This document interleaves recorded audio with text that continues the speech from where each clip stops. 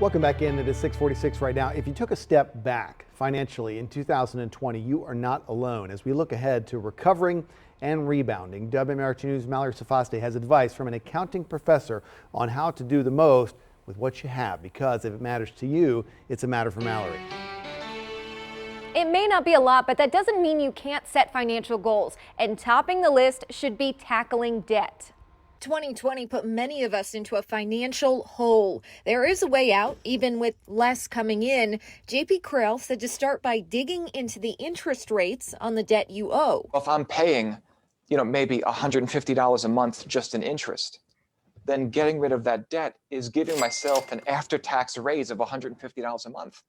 So yeah, I would think, and then later, because you've dealt with this problem, that first of all is likely to improve your credit score, reducing problems in the future.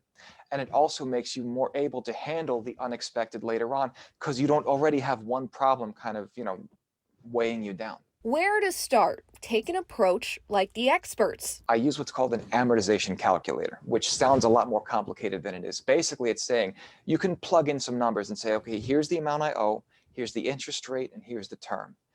And then you can plug in some hypotheticals and you can say, hey, if I put in an extra $50 a month toward paying this debt off, how much more quickly am I going to be done and how much interest am I going to save? Paying it off may not be an option, especially after last year. So there are other things you can do, like contacting your lenders about COVID-19 financial hardship options.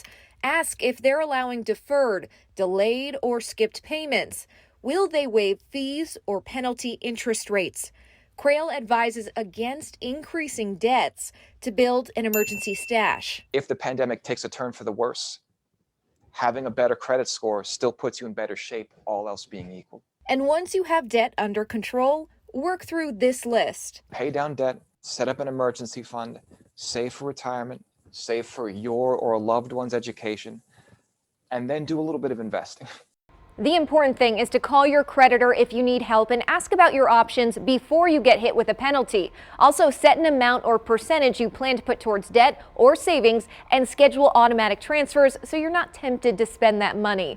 And don't forget about saving for retirement. The earlier you do, the more that compound interest grows. The state also offers 529 plans for education with a $500 annual bonus for applicants that qualify.